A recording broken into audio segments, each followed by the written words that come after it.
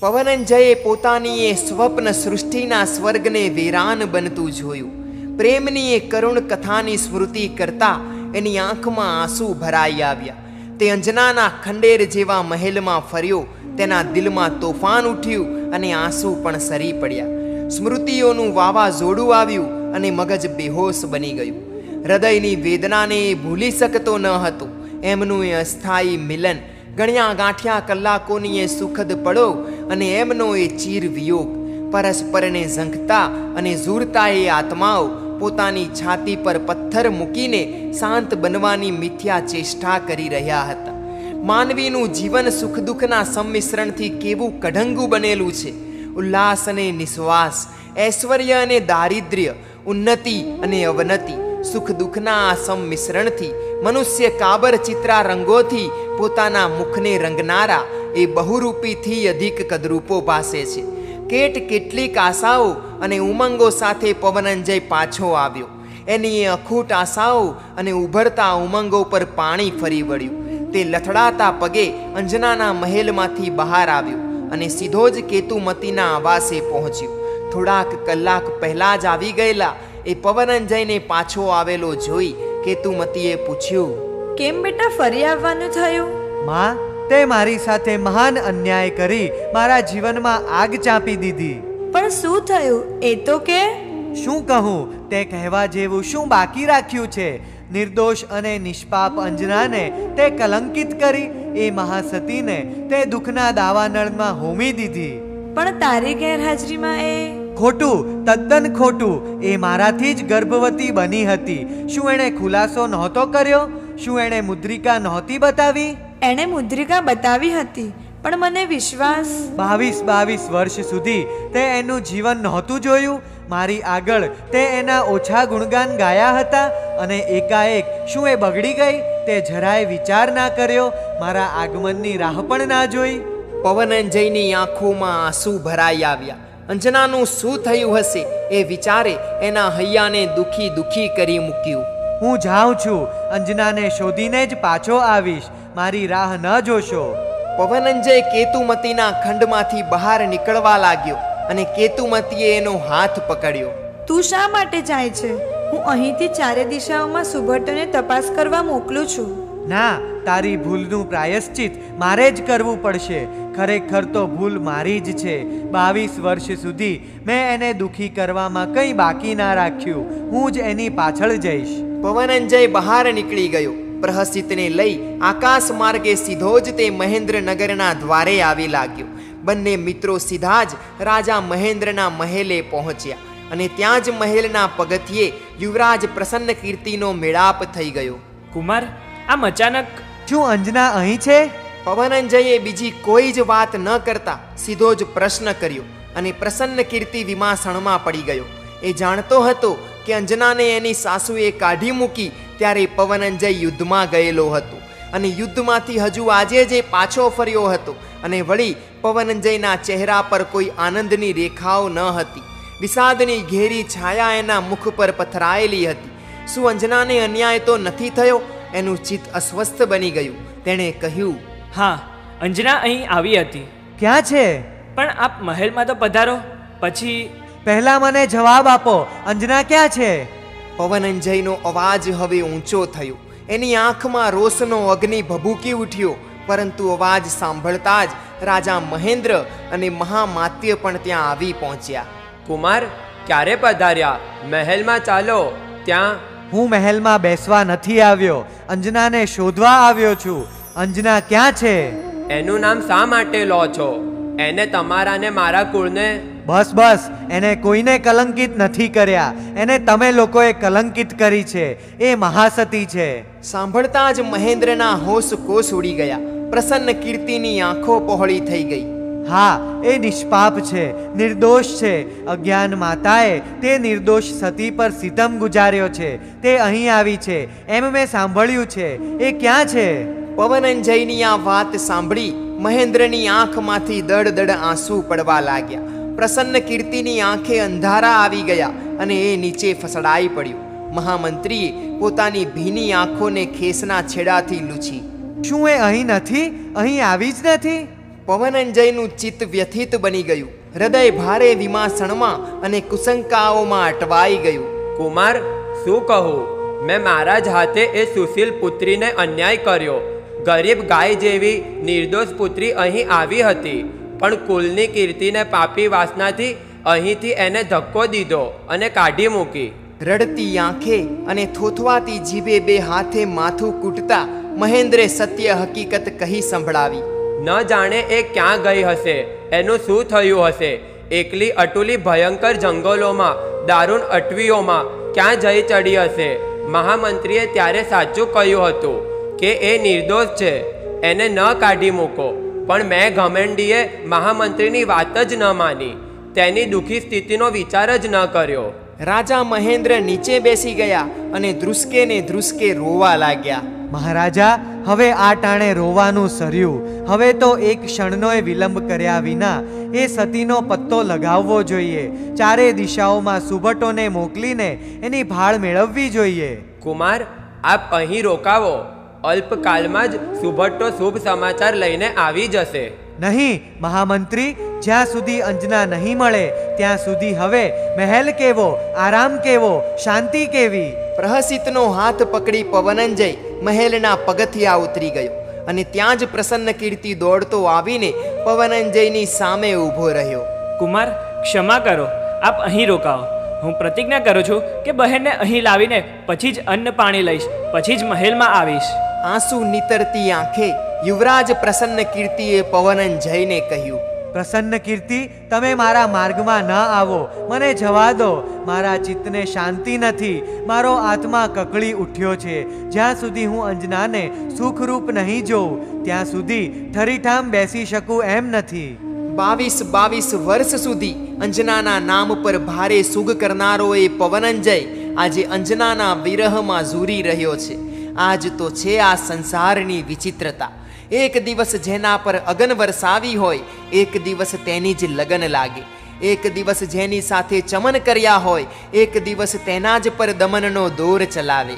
એક દિવસ જેના અધર ચૂમ્યા હોય, એક દિવસ એની જ કબર ખોદે.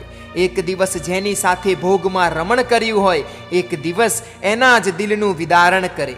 સંસાર એટલે આવી જ એક બિભણ સ્થિતિ છે. માટે જ તત્વદ્રષ્ટા મહર્ષિઓ મોક્ષ માટે પુરુષાર્થ કરવાની પ્રેરણા કરે છે કે જે મોક્ષમાં જીવને કોઈ જ રાગ કે કોઈ દ્વેષની વિટંબણા રહેતી નથી.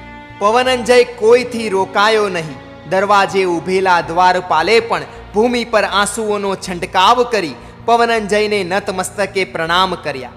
આ એ જ દરવાજો હતો કે જ્યાંથી એક અભાગી દિવસે મહાસતી અંજના માતા, પિતા અને ભાઈથી તિરસ્કાર પામીને આક્રંદ કરતી પાછી વળી હતી.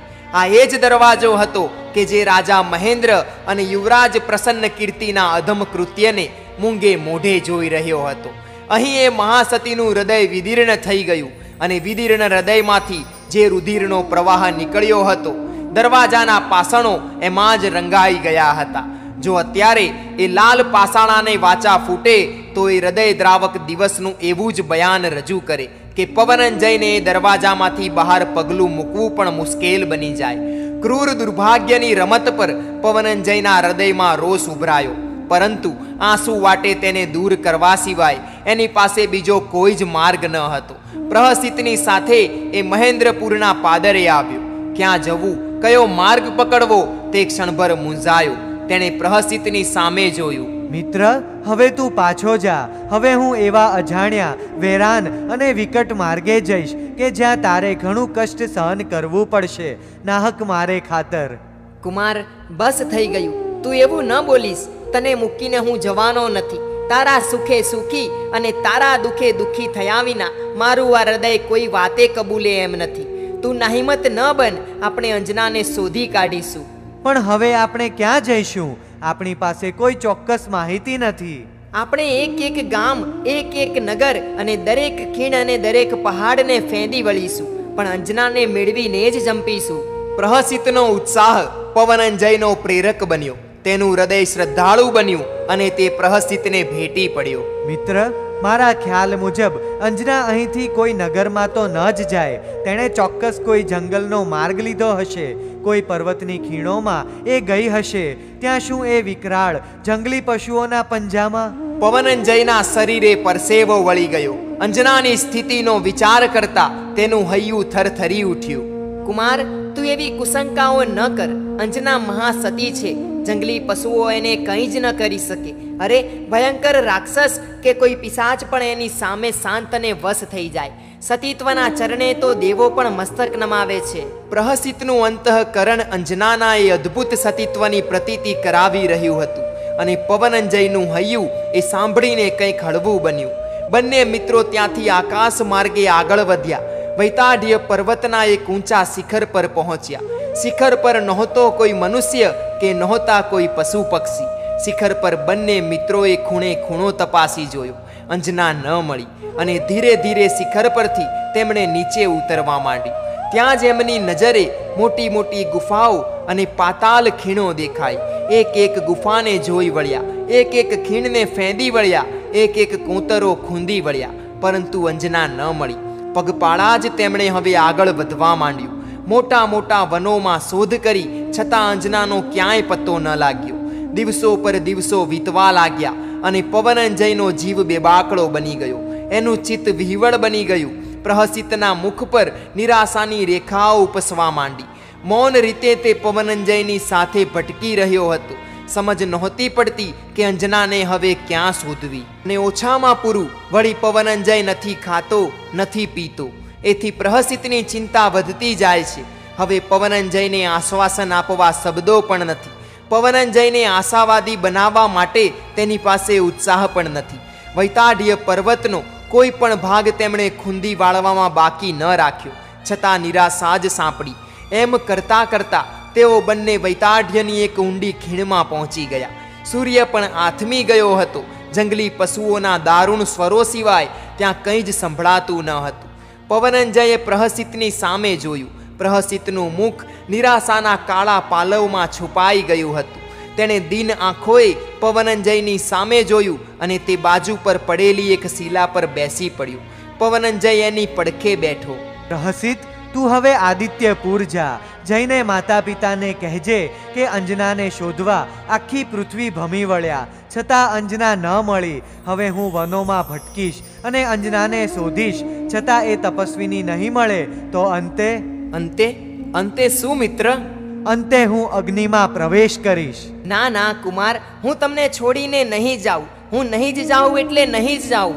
પ્રહસિતની આંખમાંથી ચોધાર આંસુનો ધોધ તૂટી પડ્યો. એ પવનંજયને ગળે વળગી પડ્યો અને એના વક્ષહ સ્થળને આંસુઓથી ભીંજવી નાખ્યું. પ્રહસિત, તું સમજી શકે છે મારા હૃદયની સ્થિતિ. અંજના વિના હું એક ક્ષણ પણ જીવી શકું એમ નથી. એને જે મેં 22 વર્ષ સુધી ઠોકરો મારી છે તેનું આજે પ્રાયશ્ચિત કરવાની તક આવી ગઈ. તું જા, માતા પિતાને સમાચાર આપ કે જેથી તેઓ મારી રાહ ન જુએ. પોતાના પ્રાણપ્રિય મિત્રની આ દુર્દશા, તેની આશાઓ અને કામનાઓને નિષ્ઠુર તકદીર દ્વારા કચડાતી જોઈ પ્રહસિત ધ્રુસકે ને ધ્રુસકે રડી પડ્યો. દુર્ભાગ્ય અને ક્રૂર કાળનો સામનો કરવામાં એ નાકામયાબ નીવડ્યો. આજે તેને પોતાનો જીવનસાથી મિત્ર પોતાથી દૂર દૂર ચાલ્યો જતો લાગ્યો. આશાઓના અને સ્વપ્નાઓના ભાંગીને ભૂક્કા થઈ ગયેલા એ ટુકડાઓનું પોટલું માથે મૂકીને એ કોઈ ગાઢ અંધકારમાં વિલીન થઈ જતો લાગ્યો. તેણે પવનંજયને અટકાવવાનો પ્રયત્ન કર્યો, પણ એ પ્રયત્નમાં એ પ્રાણ નહોતો રહ્યો. મિત્રને આવી વિકટ પરિસ્થિતિમાં એકલો જવા દઈ પોતે નગરમાં પાછો વળે એ તેને ન ગમ્યું. એના હૃદયે તેમ કરવાનો સાફ ઇનકાર કરી દીધો. મિત્ર, તું ગમે તે કહે, હું તને છોડીને નથી જવાનો. જે માર્ગ તું લઈશ તે જ માર્ગ મારા માટે છે. પ્રહસિતે રડતા છતાં મક્કમપણે પોતાનો નિર્ધાર કહી દીધો. પવનંજય વિમાસણમાં પડી ગયો. એ સમજતો હતો કે પ્રહસિત કોઈ પણ રીતે પોતાને અગ્નિમાં પ્રવેશ નહીં કરવા દે. એટલું જ નહીં, કદાચ એ પણ પોતાની સાથે અગ્નિમાં ઝંપલાવી દે. કોઈ પણ રીતે પ્રહસિતને આદિત્યપુર મોકલી જ દેવો જોઈએ. તેણે કહ્યું, પ્રહસિત, તું વિચાર કર. જો તું આદિત્યપુર જાય અને માતા પિતાને વાત કરે તો તેઓને પણ અંજનાની શોધ કરવાનું સૂજે અને ક્યાંક અંજનાનો પત્તો લાગી જાય. તો તું પણ મારા સાથે આદિત્યપુર ચાલ મિત્ર. એ હવે મારા માટે અશક્ય છે. હું તો હજુ વનોમાં, જંગલોમાં ફરીશ અને અંજનાને શોધવા પ્રયત્ન કરીશ. વળી હું નહીં આવું તો માતા પિતા વગેરે ખૂબ ઝડપથી અને ચોકસાઈથી તપાસ કરશે. રાત્રિ ઘણી વીતી ગઈ હતી અને પ્રહસિતની આંખો થાકથી અને ઉજાગરાઓથી ઘેરાવા લાગી હતી. પવનંજય પણ થાકીને લોથપોથ બની જ ગયો હતો, પરંતુ તેની ઊંઘ તો ક્યારની ભાગી ગઈ હતી. વિરહની વેદનામાં તે વ્યાકુળ અને વ્યાકુળ જ રહ્યા કરતો હતો. પ્રહસિત શીલા પર જ આડો પડ્યો અને એ ઊંઘી ગયો. પવનંજય એની પાસે બેસી રહ્યો. કલાકો વીતવા લાગ્યા અને પવનંજયના ચિત્તમાં એક વિચાર સ્ફુર્યો. એણે પ્રહસિતની સામે જોયું. તે ઊભો થયો અને પ્રહસિતને ત્યાં જ ઊંઘતો મૂકીને ચાલ્યા જવા માટે તેણે પગ ઉપાડ્યા, પરંતુ તે થંભી ગયો. તેનું હૃદય આનાકાની કરવા માંડ્યું. તું જો આમ મિત્રને દગો દઈને ચાલ્યો જઈશ તો એનું શું થશે? તારા વિના એની દશા શી થશે? પવનંજયના અંતઃકરણમાં વિચાર જાગ્યો અને તે અટકી ગયો. વિચારમાં ને વિચારમાં તે બેસી ગયો અને ત્યાં તો પ્રહસિત જાગી ગયો. કુમાર કહીને તેણે બૂમ પાડી અને પવનંજય વિચાર નિદ્રામાંથી જાગ્યો. કેમ? હું આદિત્યપુર જાઉં. હા, જઈને મોટા પાયા પર અંજનાની શોધ આરંભી શકાશે. મારું હૃદય હજુ કહે છે કે અંજના આપણને મળશે, પરંતુ તું સાહસ ન કરીશ. તને શોધવા છતાં અંજના ન મળે તો તું પણ આદિત્યપુર આવી જજે. તને આશ્ચર્ય થશે કે હું એકાએક કેમ આદિત્યપુર જવા તૈયાર થઈ ગયો, પરંતુ હું ઊંઘી ગયો હતો અને નિદ્રામાં મને એવું આત્મસંવેદન થયું કે મારે આદિત્યપુર જવું અને અંજનાની શોધ કરાવવી. પવનંજય વિચારમાં પડી ગયો. શું અંજના મળી જશે? એના ચિત્તમાં અનેક વિકલ્પો ઉભરાવા લાગ્યા, પરંતુ ત્યાં તો પ્રહસિતે પવનંજયનો હાથ પકડ્યો. મિત્ર, બસ ત્યારે હું જાઉં છું. ફરીથી તને કહું છું કે તું ઉતાવળથી સાહસ ન કરીશ. અલ્પકાળમાં જ તને શુભ સમાચાર મળશે. બંને મિત્રો ભેટ્યા અને આંસુથી એકબીજાના વક્ષ સ્થળ ભીંજાઈ ગયા. પ્રહસિતે અનુજ્ઞા માંગી અને આકાશ માર્ગે તે આદિત્યપુર તરફ રવાના થયો. પવનંજય આકાશ માર્ગે જતા એ પ્રહસિતને જોઈ રહ્યો અને જ્યાં સુધી એના દ્રષ્ટિપથમાંથી પ્રહસિત દૂર ન થયો ત્યાં સુધી એણે જોયા જ કર્યું. તેની આંખમાંથી આંસુઓની ધારા તૂટી પડી. તેનું હૃદય ક્ષુબ્ધ બની ગયું. તેને મૂર્છા આવી જતા તે નીચે પડી ગયો. પરંતુ અહીં કોણ એના પર શીતલ પાણીનો છંટકાવ કરનાર હતું? અહીં કોણ એના પર રત્નજડિત વીંઝણાનો વાયુ નાખનાર હતું? અહીં કોણ એના મસ્તક પર વહાલભર્યો હાથ ફેરવનાર હતું? જીવનની અસારતા, નિસહાયતાનું આનાથી વધીને કયું દ્રષ્ટાંત હોઈ શકે? પરંતુ આવા દ્રષ્ટાંતો જનતા સમક્ષ રજૂ કરીને કેવળ કીર્તિ કમાવાની વૃત્તિ તો માનવ હૃદયને ન સમજી શકનાર ક્રૂર હૈયામાં જ જાગી શકે. પવનંજયનું ભગ્ન હૃદય અને એ હૃદયના થઈ ગયેલા ટુકડાને જોઈને તો એના પ્રત્યે સંવેદના દાખવવાની છે. એના હૃદયના ટુકડાઓને જોડવા માટે જો આપણું હૃદય કામ લાગી શકે એમ હોય તો એ કુરબાન કરવું જ રહ્યું. રખે સમજતા કે પવનંજય કામ વ્યથાથી પીડાઈ રહ્યો છે. રખે સમજતા કે પવનંજય વિષય લંપટ હોવાથી ઝૂરી રહ્યો છે. જો આવું સમજશો તો એ મહાપુરુષ પ્રત્યે અન્યાય થશે. એક મહાન આત્માની અવગણના કરી કહેવાશે. પવનંજયના અંતઃકરણમાં અંજનાના ઉચ્ચ સતીત્વ પ્રત્યે બહુમાન પ્રગટ્યું છે. 22 વર્ષ સુધી અંજના જેવી સુશીલ અને સન્નારી પ્રત્યે કરેલા એ ઘોર અન્યાયની આગ એના હૃદયમાં સળગી રહી છે અને તેથી જ તે આજે એને મેળવવા માટે આકાશ અને પાતાળ એક કરી રહ્યો છે અને તે ન મળે તો અગ્નિમાં બળીને ખાખ થઈ જવા તે તૈયાર થયો છે. મહાન પુરુષોની આ એક ખાસિયત હોય છે. એવો સ્વભાવ હોય છે કે કોઈ પ્રત્યે તેમનાથી અયોગ્ય આચરણ થઈ જાય પછી જ્યારે તેમને પોતાની ભૂલ સમજાઈ જાય ત્યારે તે વ્યક્તિ પ્રત્યે તેઓ ભારે ગુણાનું રાગી બની જાય છે. પવનંજય ભાનમાં આવ્યો. તેણે ત્યાંથી ચાલવા માંડ્યું. ખીણો અને ટેકરીઓ વટાવતો તે ભૂત વનમાં જઈ ચડ્યો. મહાભયંકર એ વનમાં પવનંજય અંજના અંજના બૂમ પાડે છે. બૂમો પાડતો પાડતો ભટકવા લાગ્યો. દિવસ અને રાત ભટકતો જ રહ્યો. અંજના ન મળી અને તેનું ચિત્ત ઉદાસ બની ગયું. તેણે અંજનાની આશાઓ છોડી દીધી. તે મૂઢ બનીને એક વૃક્ષની નીચે ઊભો રહ્યો. જીવન તેને જીવવા જેવું ન લાગ્યું અને જીવન કરતાં પણ મૃત્યુ તેને વધુ શાંતિદાયક લાગ્યું. તેણે મૃત્યુને જ ભેટવાનો નિર્ણય કર્યો. આજુબાજુ તેણે દ્રષ્ટિ કરી અને સુકાઈ ગયેલા ઝાડવા સિવાય ત્યાં કંઈ જ ન હતું.